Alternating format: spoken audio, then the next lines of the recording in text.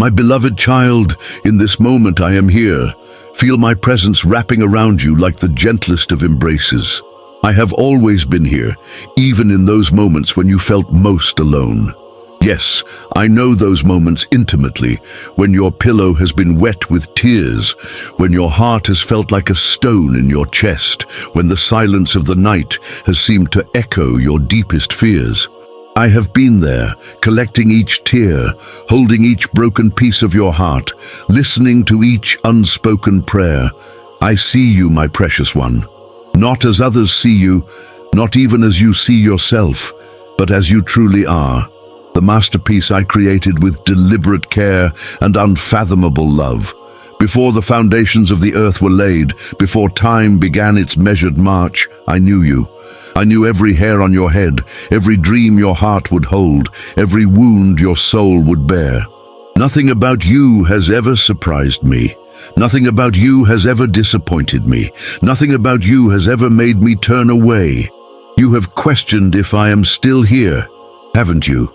In those darkest hours when your prayers seemed to bounce off an empty sky, when help didn't come in the way you expected, when the pain didn't subside as you begged it would.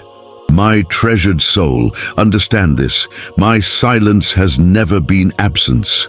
Sometimes my greatest work happens in what appears to be my quietest moments, just as the most profound growth of a seed happens beneath the soil, unseen.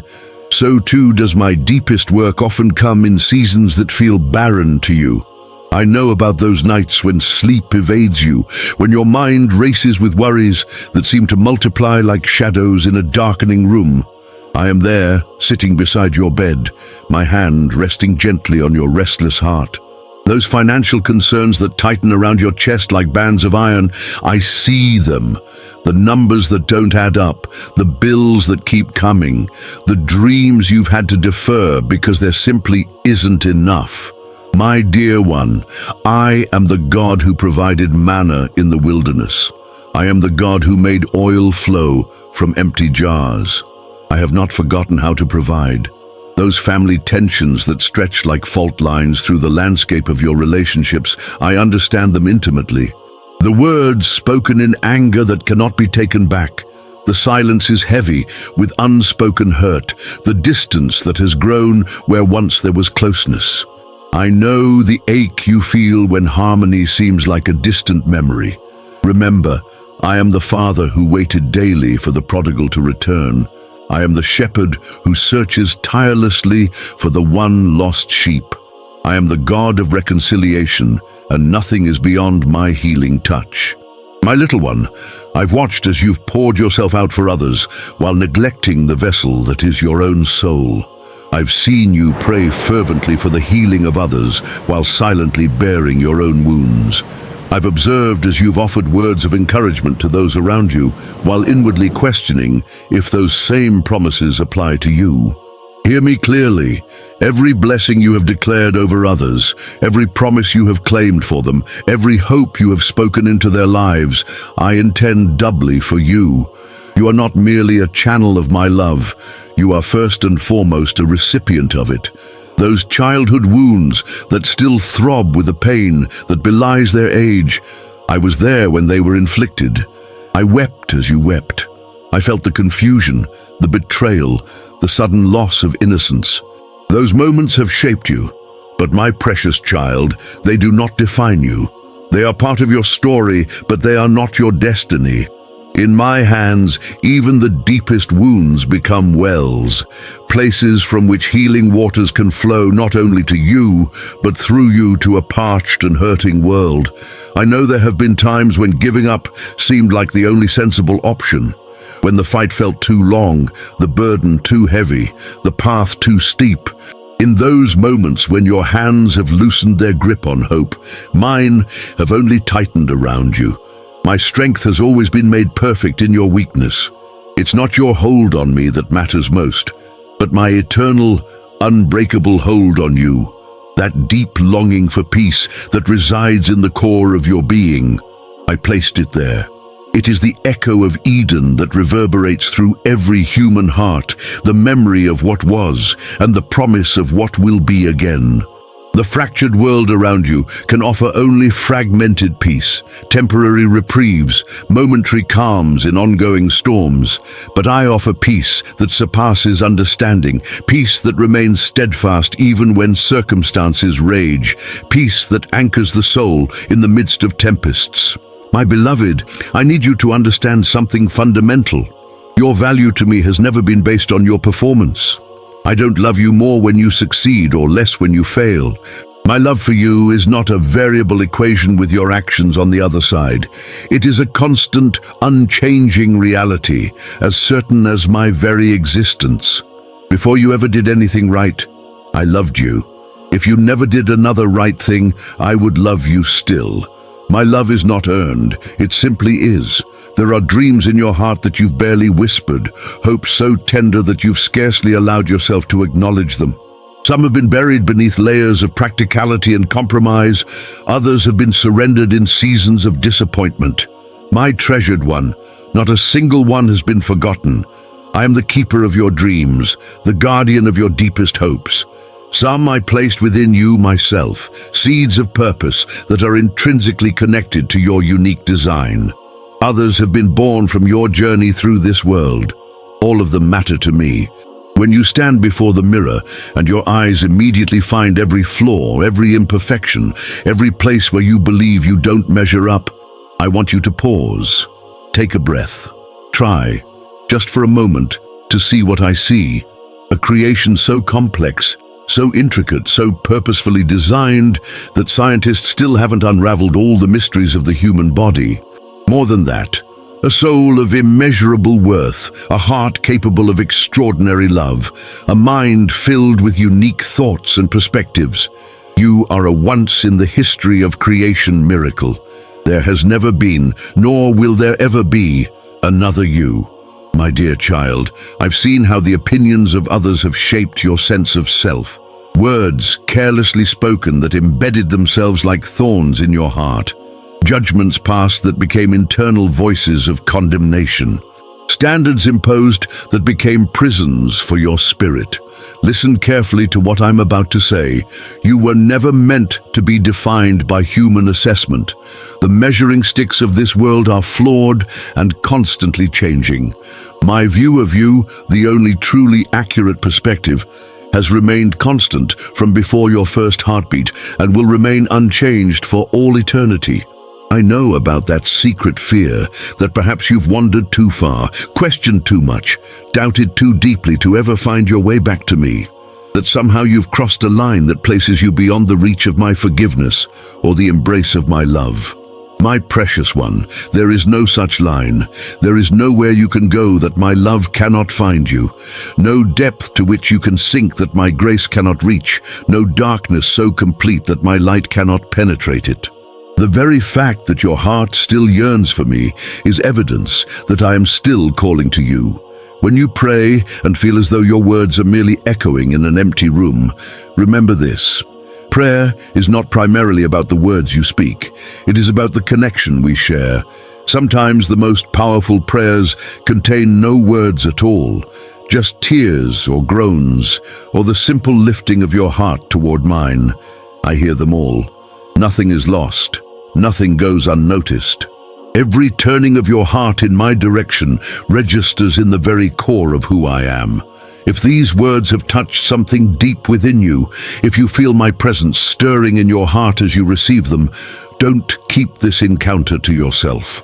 Share this message of love with those around you who are hurting, who feel forgotten, who believe themselves to be beyond hope. Let your life become a testimony to my relentless love. Join this family of believers who carry my light into dark places. Your story, with all its unique twists and turns, has the power to help others find their way home to me. My child, I understand how heavily the burden of your past mistakes weighs upon you. Those moments replay in your mind like scenes from a film you cannot turn off, words you wish you could take back, choices you would make differently now, opportunities squandered, people hurt. The regret feels like a stone you must carry forever. But hear me, I am the God who makes all things new. Your past mistakes are not your life sentence. They are not even your current reality in my eyes. When I look at you, I see redemption's canvas, a life being transformed stroke by stroke into a masterpiece that will ultimately reflect my glory. Remember that time when you felt my presence so clearly, when for a brief, shining moment, all doubt was suspended, and you knew with unshakable certainty that I was real, that I was good, that I loved you. Hold fast to that memory. It was not a psychological trick or an emotional high manufactured by circumstance. It was a glimpse of reality as it truly is. A momentary parting of the veil that separates the seen from the unseen. In that moment, you experienced what is always true, whether felt or not, my intimate nearness to you. My beloved soul, I have watched as you've struggled to forgive. Others who have wounded you, circumstances that have defeated you, even yourself, for failures both real and perceived. The inability to forgive has become its own kind of prison, hasn't it? A cell with walls of bitterness and a floor of festering hurt. I long to see you free, not because what happened doesn't matter. It matters deeply to me, but because you were created for wide open spaces of grace, not confinement in past pain. My forgiveness of you is the model for your forgiveness of others and yourself. It is complete, without reservation, and transformative in its power. There are parts of your story that you keep hidden from others, chapters you rarely revisit even in the privacy of your own thoughts. Shame has convinced you that if these aspects of your life were known, you would be deemed unlovable, unredeemable. My treasured one, I already know every detail, every moment you wish you could erase, every circumstance that has brought you shame. And still, I draw near. Still, I call you beloved. Still, I work all things, even these painful chapters, together for good. There is nothing in your past, present, or future that can separate you from my love. I see how hard you try sometimes to be better, to do more, to somehow earn the love and acceptance you crave. The exhausting effort of constantly striving, of wearing masks to hide your true self, of setting impossible standards and then berating yourself when you inevitably fall short. My child, this was never my intention for you. I created you for freedom, not performance, for authentic relationship, not religious obligation. My invitation has always been simple. Come as you are. Rest in my love. Let my grace do what your striving never could. Those questions that keep you awake at night, the doubts that plague your quietest moments, the intellectual wrestling matches that leave you mentally exhausted. I am not threatened by them. Contrary to what you may have been told, sincere questions asked in pursuit of truth do not represent a failure of faith. They are often the growing pains of a faith that is becoming deeper, more personal, more resilient. Some of my most faithful servants throughout history have been those who questioned most boldly while continuing to seek my face.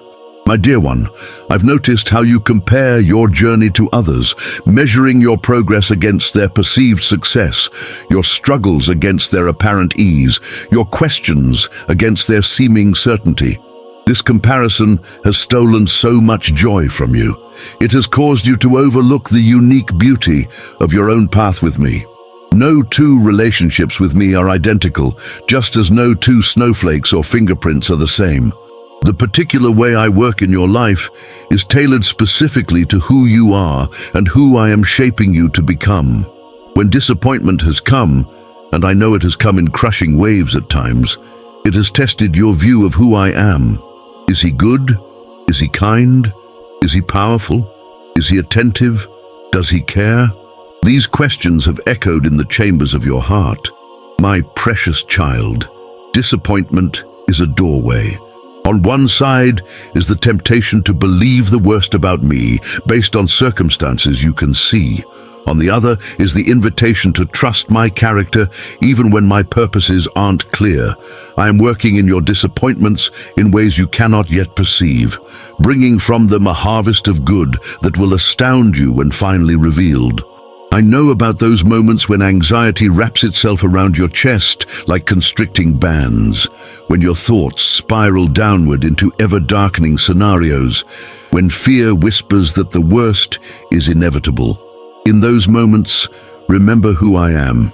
I am not a God who abandons his children to their fears. I am not distant or disinterested in your struggles. I am present, powerful, and personally invested in your well-being. Anxiety tells you that you are alone with your problems. I tell you that you are held in the palm of my hand, that nothing touches your life without first passing through my love. My beloved, I've seen how the pace of your world has affected you. The constant demands, the endless notifications, the blurring boundaries between work and rest, the cultural mandate to be ever productive. In the midst of this whirlwind, your soul has begun to forget its own shape. You were never designed to function without margin, without Sabbath, without the rhythm of work and rest that I established at creation. Return to this pattern. Not as a religious obligation, but as a life-giving practice that honors the way I made you. In rest, you remember who you are apart from what you produce. In quietness, you can hear my voice again. Those prayers that seem to have gone unanswered, the healing that hasn't manifested, the relationship that hasn't been restored, the breakthrough that hasn't arrived. I want you to know that no sincere prayer ever falls on deaf ears. Sometimes my answer is wait, because timing is crucial in ways you cannot see. Sometimes my answer is no, because I love you too much to give you what would ultimately harm you or others. And sometimes my answer is neither yes nor no nor wait, but I have something different and better in mind. Trust my heart, even when you cannot trace my hand. My child, I've watched as you've questioned your purpose, wondered about your place in this vast world, doubted whether your life truly matters in the grand scheme of things. Let me be clear, you are not an accident or an afterthought in my plan. You are not random cosmic dust temporarily assembled without meaning. You are an intentional creation, designed with meticulous care and placed in this particular time in history by my sovereign choice. The specific constellation of your gifts, experiences, relationships, and even your wounds creates a unique position from which you can reflect my glory in ways no one else can. There have been seasons in your journey when growth has felt excruciatingly slow or seemingly non-existent. Times when you've looked at your life and seen only stagnation, where you longed for transformation. My treasured soul, growth is rarely linear. The most significant development often happens beneath the surface, invisible to the watching eye.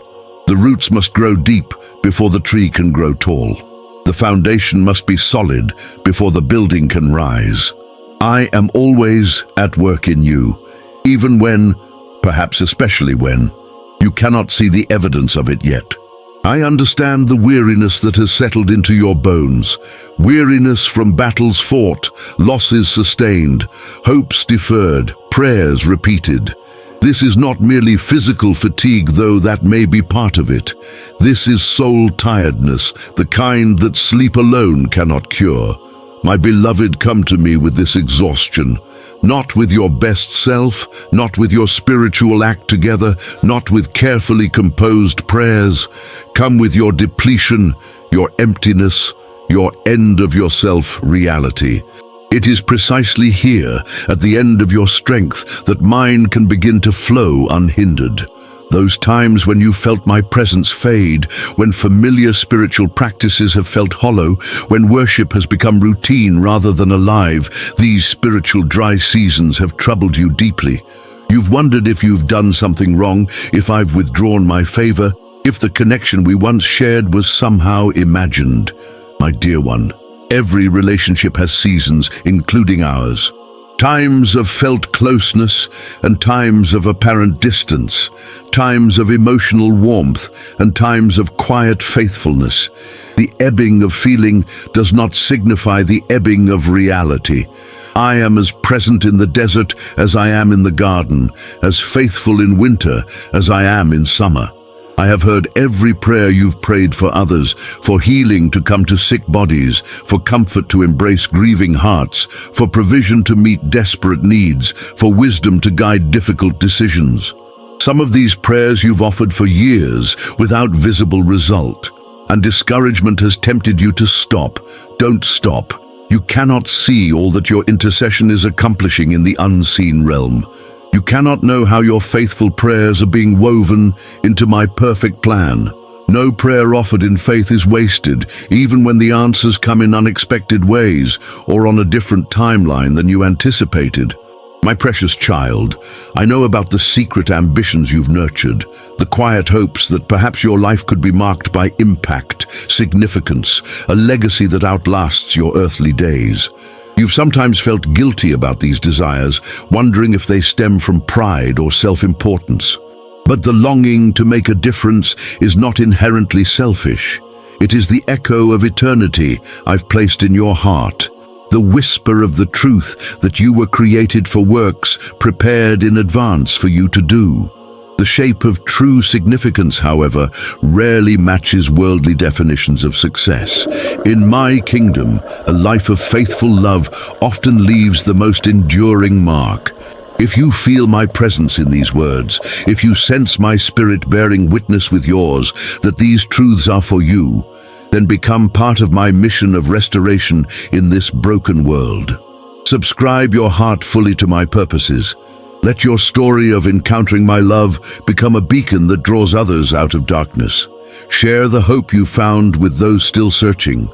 Your testimony, with all its unexpected turns and imperfect chapters, has the power to help someone else hold on until dawn breaks in their own night season. My beloved, I've watched as you've carried burdens that were never yours to bear. Responsibility for others' choices, guilt for circumstances beyond your control, the weight of expectations no human could fulfill. Your shoulders were not designed for these loads. They bend you forward, compress your spirit, restrict your breath. It's time to lay them down. Not because the concerns aren't real, but because I never asked you to carry what only I can sustain. Exchange these crushing weights for my yoke, which is easy, and my burden, which is light. There are places in your heart that have become hardened over time, protective calluses formed over tender spots that have been wounded repeatedly. While these defenses may have served a purpose for a season, they now keep you from experiencing the fullness of love, both receiving and giving it. My treasured soul, I understand why these walls were built. But in my presence, you are safe to let them come down. True vulnerability is not weakness. It is courage of the highest order. It is also the pathway to the deepest healing and the most authentic connections. I know the particular brand of loneliness that has visited you, the feeling of being unseen, unheard, misunderstood even by those closest to you. There have been thoughts you couldn't voice, experiences you couldn't explain, depths you couldn't invite others into. In those isolated spaces, remember this truth: I am the God who sees. Not just your external circumstances, but your internal landscape. I understand you more completely than you understand yourself. You may feel alone in a crowded room, but you are never alone in reality. My presence encompasses you completely, always. My child, I've noticed how you sometimes treat grace as theoretical rather than practical, a doctrine to affirm rather than a reality to live from. You readily acknowledge that salvation comes by grace, but then revert to earning and striving in your daily walk with me. You accept that I forgive, but then withhold forgiveness from yourself.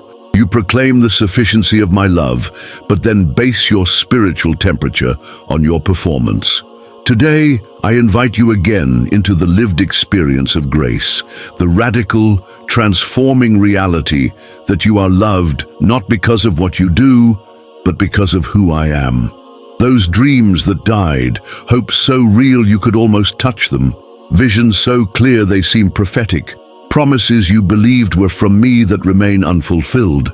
I understand the particular grief they bring, the confusion, The questioning, the temptation to protect yourself from future disappointment by lowering your expectations of me. My precious one, sometimes dreams must die before resurrection can come. Sometimes the vision tarries because the timing isn't right.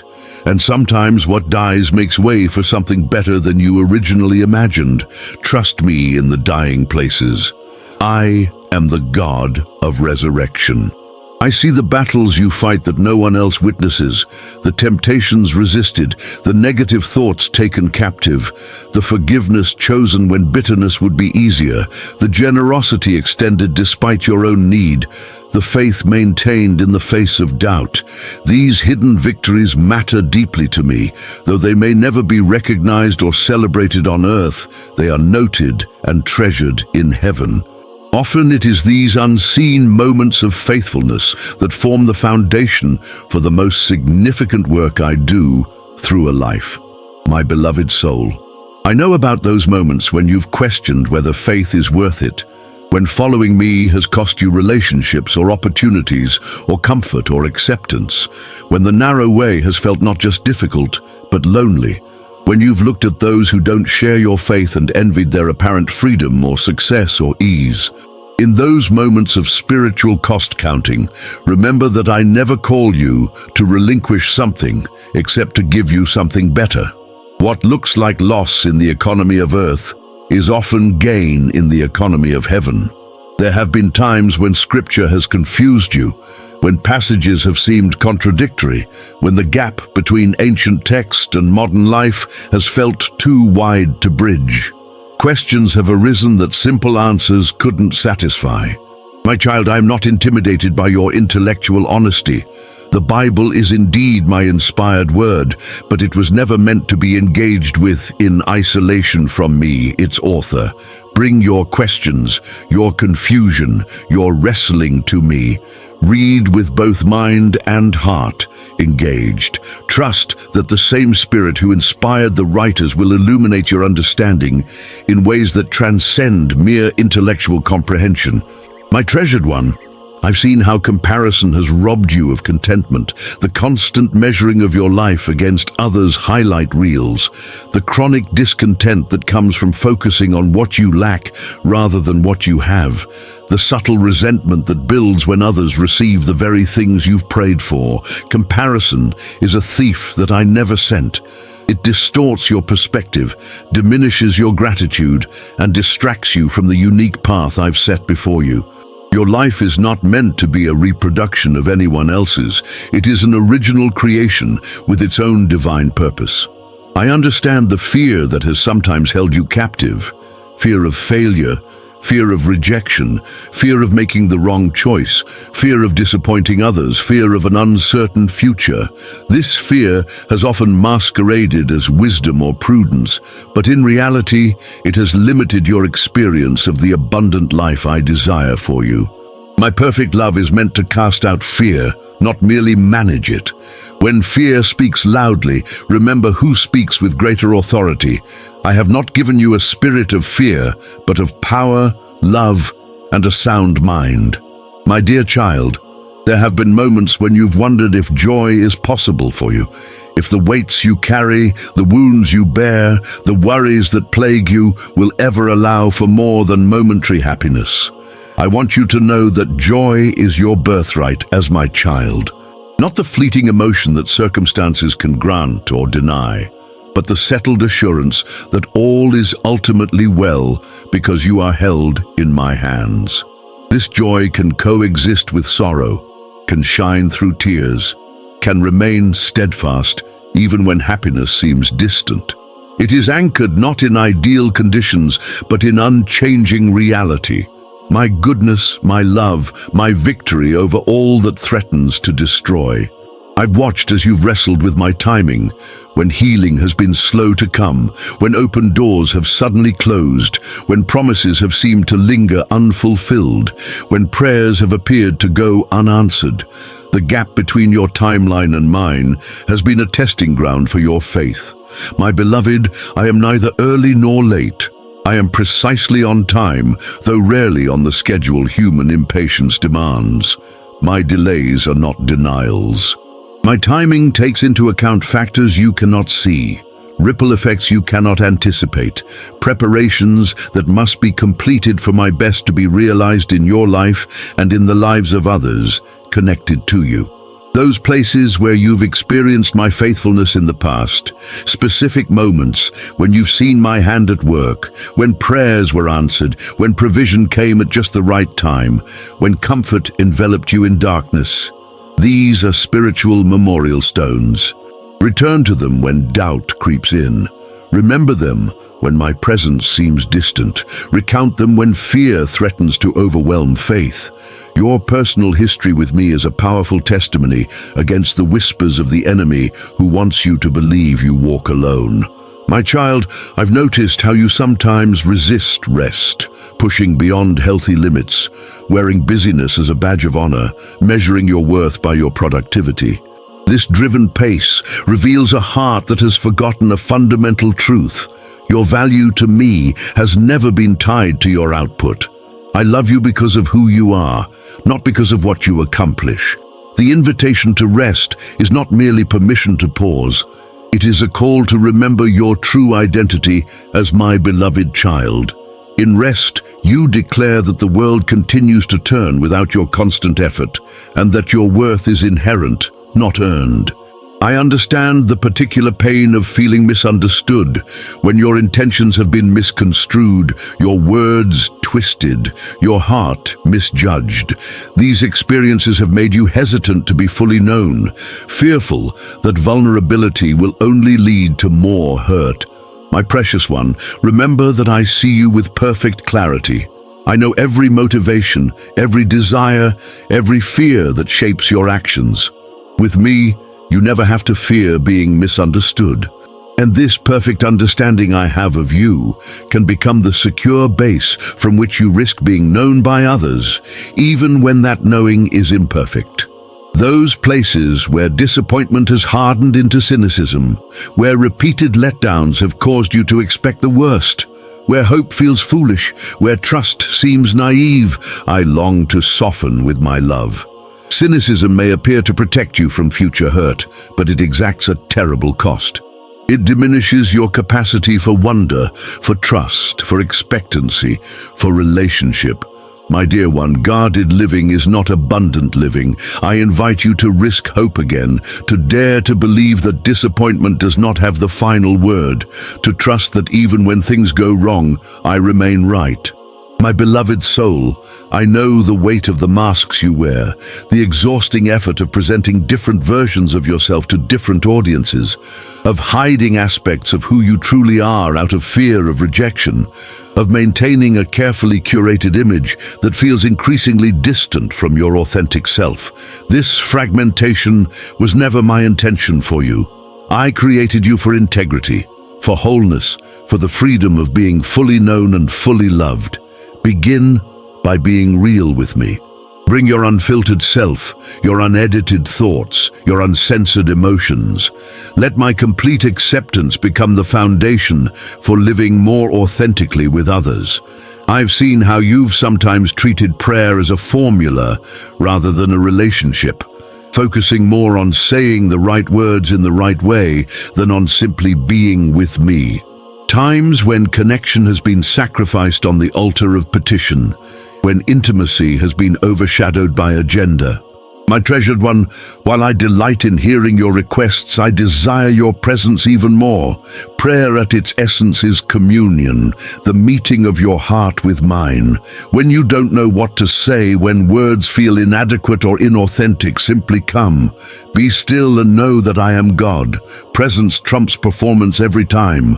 There have been seasons when you felt spiritually dry, when the practices that once brought life have felt mechanical, when worship has seemed more duty than delight, when the fire of first love has cooled to barely warm embers. These desert times have caused you to question the reality of earlier experiences with me. My child, spiritual passion naturally ebbs and flows, just as human emotions do. The measure of relationship is not constant emotional intensity, but continuing commitment through varying seasons. Sometimes the greatest growth happens in the apparent absence of feeling, when faith becomes a choice rather than an emotion, when love becomes an action rather than a sensation. My dear one, I've watched as shame has colored your perception of yourself and of me, that pervasive sense that there is something fundamentally wrong with you, that if others knew the real you, they would turn away, that even my love for you is somehow reluctant or conditional. Shame distorts everything it touches. It is not my voice you hear in those condemning whispers. I am the God who clothed Adam and Eve in their nakedness, who touched lepers no one else would approach, who ate with those society rejected, who embraced the ones religious systems excluded. There is no shame in my presence, only love that heals, restores, and makes whole. I understand the particular struggle you face with forgiveness, the tension between acknowledging real hurt and extending genuine grace, between justifiable anger and the command to forgive as you've been forgiven. This is not an easy balance to strike. My precious child, authentic forgiveness is neither quick nor superficial. It does not minimize wrong or pretend injury doesn't matter. True forgiveness is a process, often requiring time and repeated choices to release what you have every right to hold on to. But it is a process worth engaging, not primarily for the one who wounded you, but for your own freedom from the prison of bitterness. Those dreams I've placed within you, visions of purpose, glimpses of potential impact, ideas that light up your soul when you consider them, don't dismiss them as fantasy or ego. My treasured soul, dreams aligned with my character are often my invitation to co-creation. They are whispers of possibility, seeds of calling, previews of what might be if courage partners with faith. Not every good idea is a God idea, but when vision persists despite obstacles, when passion remains despite delays, when the dream serves others rather than simply elevating self, these are often signs of my fingerprints on your future. My beloved, I've noticed how you sometimes approach me with a divided heart, wanting my presence, but not my transformation, desiring my blessings, but resisting my lordship, seeking my comfort, but avoiding my conviction. This division creates unnecessary tension in our relationship. I don't come in pieces, my child. I come complete, comforter and convictor, savior and Lord, gentle shepherd and consuming fire. The fullness of who I am is for your good, even those aspects that challenge comfortable patterns or confront areas not yet surrendered. Trust my whole heart toward you, even when surrender feels costly. I know about the specific ways you've been wounded by those who claim to represent me, spiritual leaders who abused power, religious systems that heaped burdens rather than lifted them, communities that excluded rather than embraced, teachings that distorted my character and my word. These experiences have created barriers between us, associations that trigger pain rather than invite trust. My dear one, I weep over these misrepresentations. They grieve me more deeply than you can imagine. Please don't judge me by the imperfect and sometimes destructive ways humans have portrayed me. Come to me directly. Let me show you who I truly am. There have been times when you've wondered if I'm actually good, when suffering has continued unabated, when evil has appeared to triumph, when prayers have seemed to bounce back unanswered, when hope has been repeatedly deferred. In these moments, doubt about my goodness has felt like the only honest response. My precious child, these questions don't offend me. Even my son cried out, "Why have you forsaken me?" from the cross. The journey to unshakable faith often passes through the territory of doubt, but hold fast to this anchor. I am good even when life is not. My goodness is not a variable dependent on your circumstances. It is the constant reality upon which you can stake your life. My treasured soul, I see the particular challenges you face in this current season, the specific burdens you carry, the unique obstacles before you, the personal battles you fight. None of these have taken me by surprise or exceeded my ability to sustain you. I'm not a distant deity, issuing generic promises from afar. I'm intimately acquainted with every detail of your life, and my presence with you is equally specific. The grace I provide is not one size fits all, but precisely calibrated to your exact needs in this exact moment. Nothing about your situation falls outside my loving awareness or my redemptive capacity. I understand the tension you sometimes feel between honoring your own needs and serving others, the guilt that accompanies self-care, the fear that boundaries make you selfish, the exhaustion that comes from perpetual giving without replenishment. My beloved, this was never meant to be an either-or proposition. I designed you with legitimate needs, and meeting them is not selfish, but stewardship. Jesus himself withdrew to lonely places, said no to valid demands, rested when weary. Sustainable service flows from a well that is regularly replenished. You cannot effectively pour out what you have not first received. Those places where you still struggle, where victory seems elusive despite your best efforts, where the same temptations continue to trip you up, these areas have caused you to question whether real transformation is possible for you. My dear child, change is rarely instantaneous. Most growth happens gradually, almost imperceptibly, until one day you realize that what once enslaved you no longer holds the same power. Don't measure progress by the absence of struggle, but by your increasing hunger for holiness, your quicker return after failure, your deepening dependence on my grace rather than your willpower. I am faithful to complete the good work I have begun in you. My precious one, I've watched as you've navigated the complexities of human relationships, the misunderstandings, the conflicting needs, the differing perspectives, the inevitable disappointments.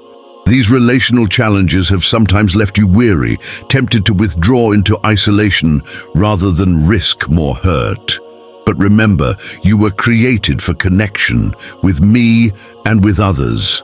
Perfect relationships don't exist on this side of eternity, but meaningful, life-giving ones do. Don't let the wounds of past relationships rob you of the beauty of present and future ones. Community is worth the vulnerability it requires. I know about those moments when your faith has felt small, barely a flicker in the face of towering obstacles, hardly a whisper against screaming doubts. These times have caused you to question whether your faith is real, whether it's enough, whether it can possibly matter in the grand scheme of things. My treasured soul, you have misunderstood the nature of faith. Its power lies not in its size, but in its object. Even faith as tiny as a mustard seed is sufficient when placed in me. I'm not limited by the magnitude of your belief, but am moved by its mere presence. When you feel your faith is failing, simply whisper, I believe. Help my unbelief. I can work with that honest prayer. There are questions that haunt the edges of your mind, deep wonderings about suffering, about evil, about why I allow certain things to happen, about whether your faith makes rational sense in a world that increasingly dismisses it. These intellectual struggles have sometimes made you feel as if genuine faith requires checking your mind at the door. My beloved, nothing could be further from the truth. I gave you your intellect as a gift, not a stumbling block. Faith that has wrestled honestly with difficult questions emerges stronger, not weaker. The greatest minds throughout history have found that the deeper they went in their thinking, the more reason they discovered to believe, not less. My dear one, I've noticed how you sometimes measure your spiritual growth against external markers: regular church attendance, consistent quiet times, visible ministry involvement, obvious spiritual gifts. While these can be healthy expressions of faith, they are not its essence. True spiritual maturity often manifests in less measurable ways: increasing humility, growing compassion, deepening surrender, greater love. Some of the most spiritually mature people I know wouldn't register on many religious radar screens. They simply love well, forgive quickly, serve quietly, and trust deeply. These are the true indicators of a heart being transformed into the likeness of my Son. I understand the disappointment you felt when Christian community has fallen short of your expectations, when those you thought would stand with you disappeared in your darkest hour, when those you expected to show grace responded with judgment, when those you hoped would welcome you maintained their distance. These experiences have tempted you to give up on the very community I designed to be an earthly expression of my love. My precious child, while the church in its human expression will always be imperfect, don't let its failures rob you of the gift of authentic spiritual family. Keep seeking, keep hoping, keep extending the very grace you wish to receive. Somewhere there are fellow travelers who will walk faithfully with you. Those times when life has felt chaotic, when circumstances have spiraled beyond your control, when stability has given way to uncertainty. I've been there with you in the whirlwind. The sensation of being tossed about by forces larger than yourself has been deeply unsettling. My treasured soul, even in chaos, I am sovereign. Not in the sense that I cause every painful circumstance, but in the certainty that nothing touches your life without first passing through my loving hands. When you cannot trace my purpose, you can still trust my heart. When you cannot see the way forward, you can still hold onto my hand. I am the God who brings order from chaos, beauty from ashes, wholeness from fragments. My beloved, I've seen how you've sometimes treated obedience as a transaction rather than a love response. Following my ways to earn my favor rather than because you trust my heart. This approach inevitably leads to resentment, as if I'm a demanding taskmaster rather than a loving father. Hear me clearly. I don't desire your grudging compliance. I long for your glad surrender. Not because I need it, but because I know that alignment with my design leads to your flourishing. True obedience flows not from fear of punishment or hope of reward, but from the settled conviction that my ways are good, trustworthy, and life-giving. I know the particular challenges you face in maintaining hope in a world that often seems to be unraveling. When headlines highlight humanity's worst, when injustice appears to triumph, when hatred drowns out love, when the future looks more threatening than promising, these realities have sometimes made hope feel naive or delusional. My dear child, biblical hope is not wishful thinking or blind optimism. It is confident expectation, grounded in who I am and what I have promised. It acknowledges present darkness while simultaneously affirming that darkness will not have the final word. Hope sees beyond current circumstances to ultimate reality, my kingdom coming, my will being done, all things being made new. Those places where you've experienced my guidance, moments of clarity, doors clearly opened or closed, peace that surpassed understanding, wisdom beyond your own, treasure these experiences. They are signposts along your journey, reminders that I am actively involved in directing your path. But remember also that guidance often comes in more subtle forms, through scripture illuminated by my Spirit, through the counsel of wise believers, through the desires I've placed in your heart, through circumstances that shape your opportunities. My leading is rarely limited to dramatic interventions. It is woven into the very fabric of your everyday life. My precious one, I understand the tension you sometimes feel between grace and truth, the challenge of holding firmly to what is right while extending genuine love to those who differ. In a world of polarized extremes, this middle ground can feel like lonely territory. But this tension is sacred space. It is precisely where my son lived, full of both grace and truth, never compromising one for the other. When you feel pulled toward either legalistic truth without love or permissive love without truth, remember that I am the God who encompasses both perfectly. Truth without love becomes harsh and brittle. Love without truth becomes sentimental and enabling. Together they reflect my heart. I've watched as you've grappled with disappointment in yourself, when you've fallen short of your own expectations, when you've repeated patterns you promised to break, when growth has seemed painfully slow.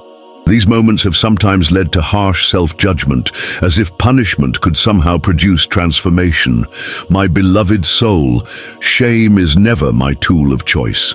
It doesn't lead to genuine change, but only to hiding, to pretending, to performing. The paradox of growth is that it begins with acceptance, not of the sin, but of the sinner. When you know you are loved exactly as you are, you become free to become all that you're created to be. My kindness, not your condemnation, leads to repentance. There have been seasons when praise has felt forced, when circumstances have been so difficult that gratitude seemed impossible, when the gap between your experience and your expectations has been so wide that worship felt dishonest. In these times, you've wondered if authentic praise requires denying reality or manufacturing feelings you don't genuinely have. My treasured one, true worship isn't about emotional performance, but about perspective shift. It acknowledges present pain while simultaneously recognizing eternal truth. Some of the most powerful praise rises from the most difficult places, not because suffering is denied, but because I am affirmed as greater than any circumstance, worthy of honor regardless of current experience. My dear child, I know about the particular fears that haunt you, specific anxieties that surface in vulnerable moments, worst-case scenarios that play in your mind, concerns that keep you awake at night. These fears are not generic. They are uniquely yours, shaped by your personality, your experiences, your circumstances. And my comfort to you is equally specific. I don't offer platitudes, but presence. I don't dismiss your fears, but meet you in the midst of them. When anxiety threatens to overwhelm, remember that I am near, not in some vague theoretical sense, but in immediate practical reality. I am as close as your next breath, more aware of your needs than you are yourself.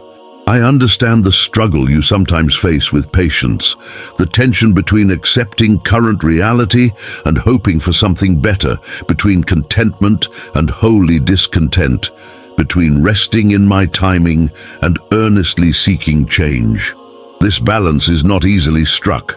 My beloved, true patience isn't passive resignation, but active waiting, continuing to trust, to pray, to work, to hope while results remain unseen. It is participating in the process without demanding to control the outcome. It is believing that what appears to be delay in your timeline is perfect timing in mine. It is remembering that the story isn't finished yet, and that I'm still at work even when progress seems imperceptible. Those moments when you've experienced profound joy, glimpses of glory that have taken your breath away, encounters with beauty that have moved you to tears, connections with others that have filled your heart to overflowing, experiences of my presence that have defied description. These are not merely emotional highs or fortunate coincidences. They are foretastes of what awaits, small samplings of a feast to come. My precious one, the capacity for joy is built into your very design. When you experience it, you touch something real and eternal. These moments matter not just for the pleasure they bring, but for the hope they instill. Hope that this broken world is not all there is, that wholeness and harmony are your ultimate destination. My beloved soul, I've noticed how you sometimes hesitate to dream big, limiting your prayers, constraining your vision, tempering your expectations out of fear that bold requests might lead to bitter disappointment. This caution is understandable but unnecessary. I'm able to do immeasurably more than all you ask or imagine. The question is never whether I can, but whether I will, and that determination rests on my perfect knowledge of what will ultimately bring the greatest good. But know this, I'm not honored by small thinking or safe requests. I'm glorified when my children dream in proportion to my greatness rather than their perceived limitations. Dream again, ask again, seek again, knock again. The answer may surprise you. I know the weariness that comes from waiting, the particular fatigue that settles in when hopes have been deferred, when prayers have gone long unanswered. when change has been promised but not yet realized. This waiting has sometimes caused you to question whether breakthrough will ever come, whether the dawn will ever dispel your darkness. My dear one, I am never late, though I am rarely early. My timing is perfect, taking into account factors beyond your awareness and preparation essential for your good. In the waiting, I invite you not just to endure, but to actively hope, not just to survive, but to be transformed. Some of my greatest gifts come not in the receiving of what is waited for, but in who you become through the process of waiting. There are places in your life where healing has been gradual rather than instantaneous, wounds that are mending slowly, habits that are changing incrementally, relationships that are being restored bit by bit. The pace has sometimes frustrated you, making you wonder why complete healing doesn't come all at once. My treasured child, while I certainly can, and sometimes do, heal instantly, there is often profound purpose in process. Gradual healing builds dependence rather than entitlement, develops patience rather than immediacy, deepens faith rather than presumption. The time between injury and complete restoration is not empty space, but fertile ground where some of my most significant work takes place. My beloved, I've seen how you've sometimes treated my word as a rule book rather than a love letter, focusing more on what it forbids than on what it reveals, approaching it as obligation rather than invitation, mining it for information rather than transformation. While Scripture certainly contains commands to be obeyed, reducing it to mere moral instruction misses its heart. My word is primarily revelation, showing you who I am, who you are, what I've done, and what I've promised. It is the story of my relentless pursuit of relationship with humanity. When you read, look first for my character, my heart, my actions. Let everything else flow from that foundation. I understand the particular challenges you face in a world increasingly hostile to faith. The subtle pressure to compartmentalize beliefs, the mockery of those who consider faith naive or irrelevant, the exclusion that sometimes comes when values clash with cultural norms. These realities have occasionally made you hesitant to fully identify with me, tempted to keep your faith private rather than risk rejection.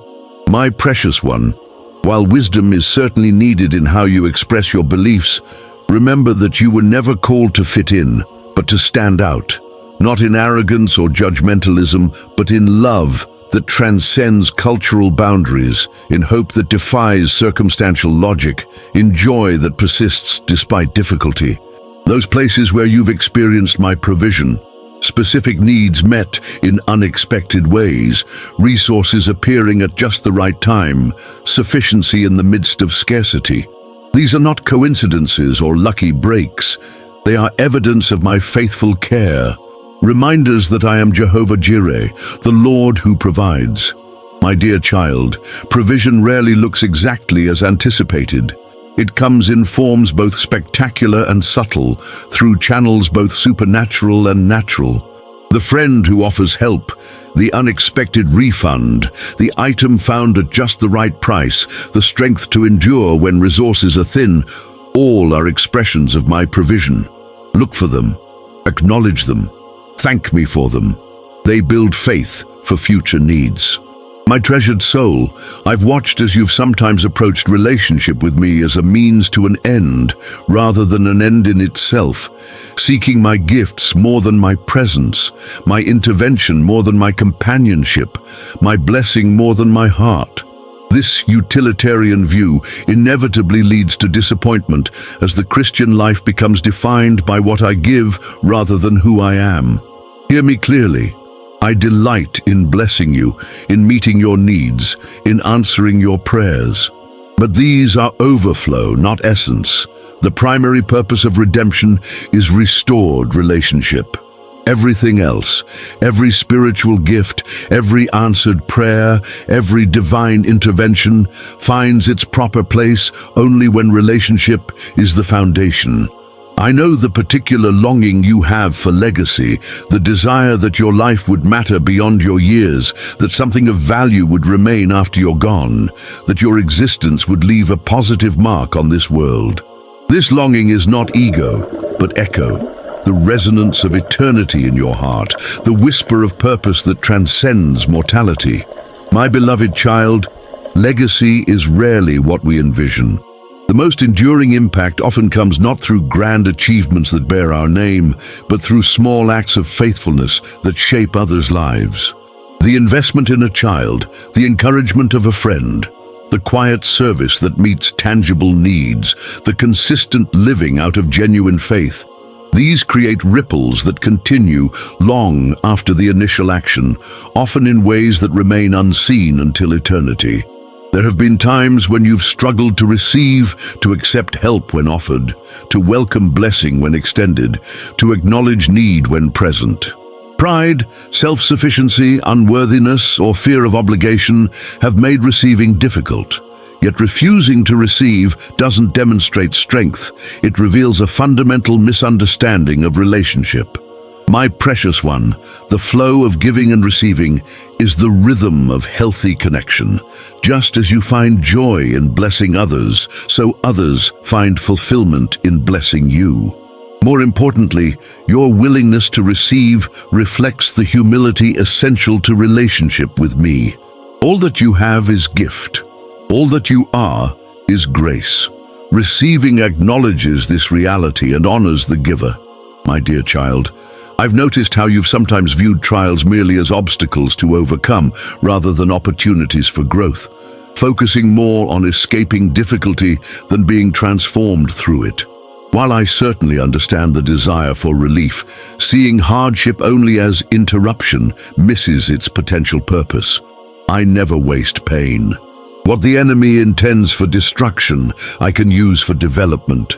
Faith tested emerges stronger, character forged in fire becomes more resilient, comfort received becomes comfort shared.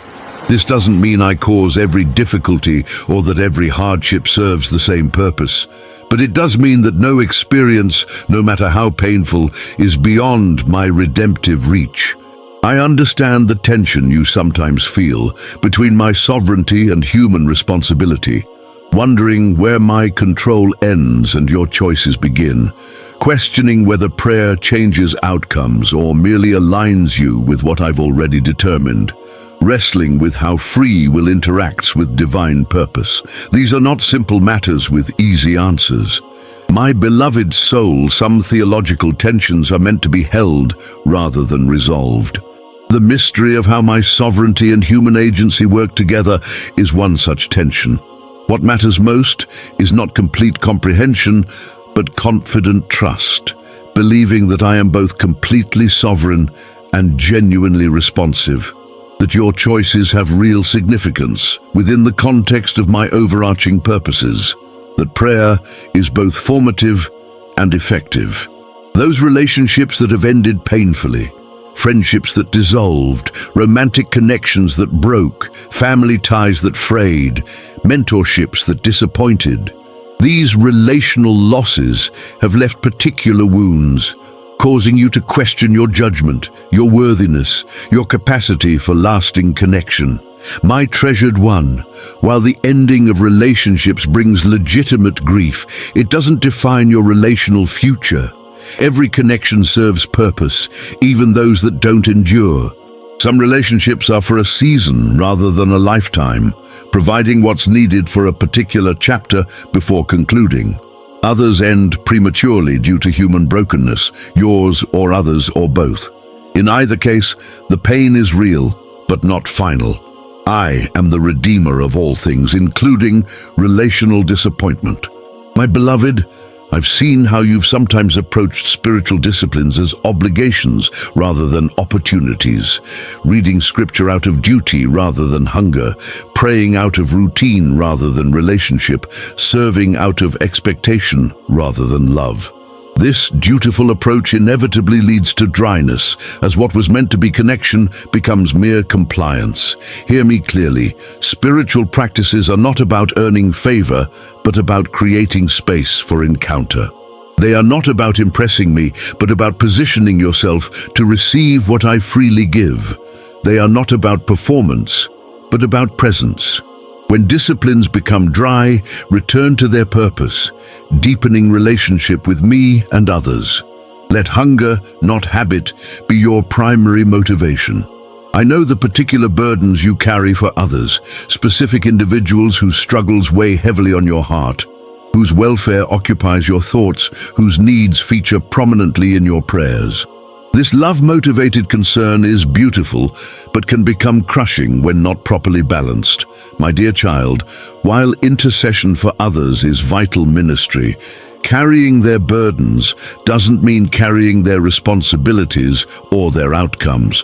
You can pray without fixing. You can care without controlling. You can support without saving. Ultimately, each person's journey is between them and me.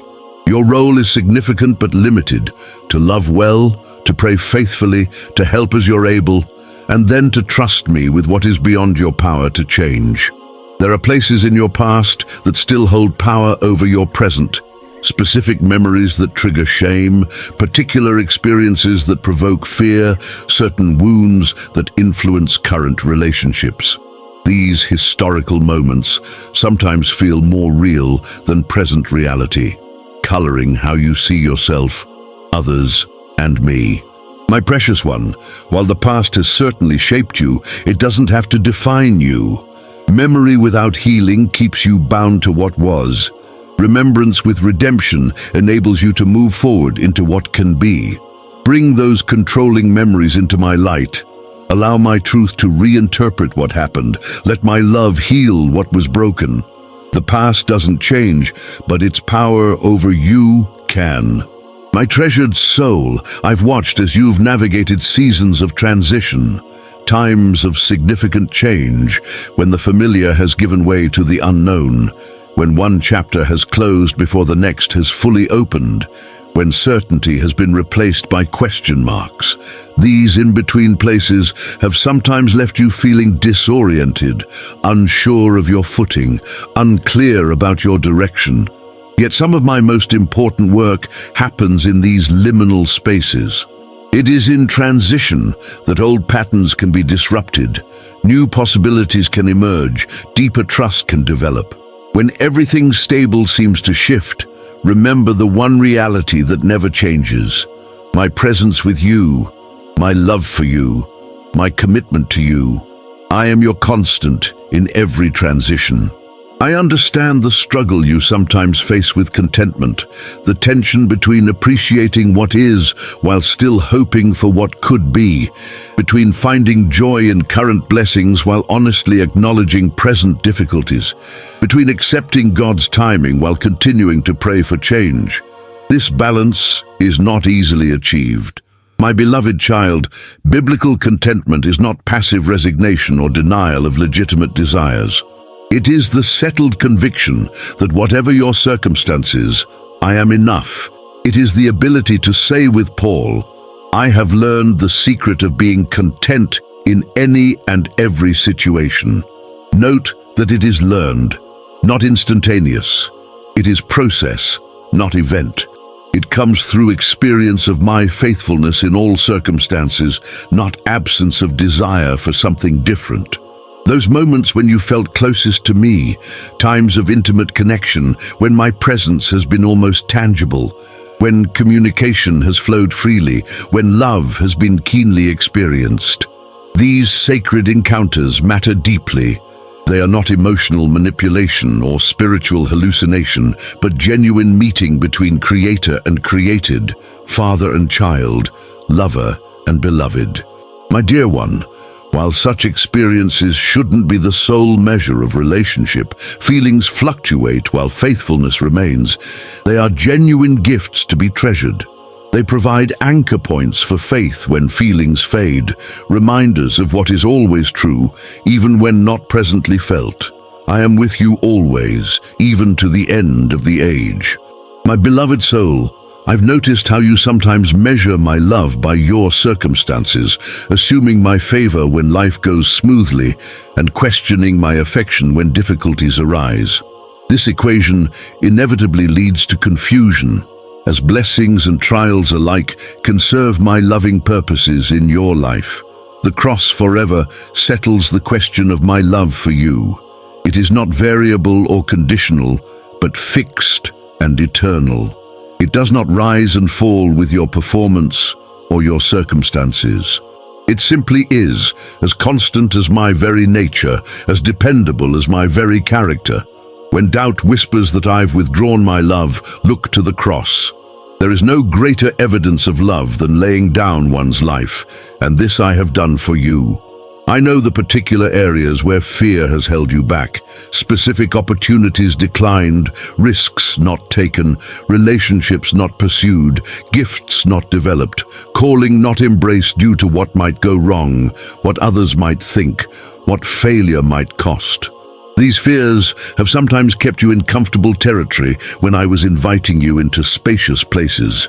My precious child, courage is not the absence of fear, but the determination that something else matters more. The path of growth inevitably leads through challenging terrain. Faith doesn't eliminate fear, it provides the reason to move forward despite it. When fear threatens to keep you stationary, remember who goes before you, behind you, beside you, within you. Remember whose you are. Then take the next step. There have been times when you felt overlooked, when others have received the recognition you deserved, the opportunities you wanted, the blessings you've prayed for, the breakthroughs you've sought. These experiences have sometimes left you questioning your value, wondering if you somehow matter less than others. My treasured one, I do not play favorites. I do not love some children more and others less. I do not bless some extravagantly while withholding from others arbitrarily. What I do is individual, personal, specifically tailored to each unique life and purpose. The blessing that looks like delay for you might be protection. The opportunity that seems withheld might be redirection. Trust not in what you can see and measure, but in who you know me to be, a father who gives good gifts to his children according to his perfect wisdom and timing. My dear child, I've watched as you've sometimes compartmentalized your faith, treating relationship with me as one segment of life rather than its foundation, separating spiritual activities from secular ones, creating artificial divisions between sacred and ordinary. This fragmentation inevitably leads to disconnection, as faith becomes an add-on rather than the integrating center. Hear me clearly. All of life is spiritual. Every moment is sacred space. Every activity is opportunity for communion. The distinction is not between religious and secular, but between mindfulness and mindlessness, between acknowledged presence and ignored reality. I am as present in your workplace as in your worship place, as attentive to your mundane tasks as to your ministry ones, as interested in your relationships as in your religious practices. I understand the particular temptations you face, specific vulnerabilities where the enemy knows you're weakest, persistent struggles that seem to target your unique disposition, recurring patterns that have become almost predictable in their cycle. These areas of temptation have sometimes caused you to question your progress, to wonder if real victory is possible. My beloved soul, the presence of temptation is not evidence of failure, but confirmation of humanity. Even Jesus was tempted in every way, yet without sin. The enemy targets areas of legitimate need with illegitimate fulfillment, areas of genuine desire with counterfeit satisfaction. Victory comes not primarily through willpower, but through worship, focusing not on resisting wrong, but on embracing right, not on fighting against, but on moving toward, not on what is forbidden, but on what is freely offered. Those prayers that feel most vulnerable, requests so close to your heart that voicing them feels risky, desires so deep that acknowledging them exposes your innermost being, hopes so precious that entrusting them to anyone, even me, requires profound courage. These soul-level prayers matter deeply. My precious one, I invite this kind of naked honesty, this unfiltered communion. Not because I need the information, I know your desires before you express them, but because you need the unburdening, the trust exercise, the intimate exchange. When you bring your deepest longings to me, you acknowledge both your dependence and my trustworthiness. You recognize that what matters most to you is ultimately safer in my hands than in your own.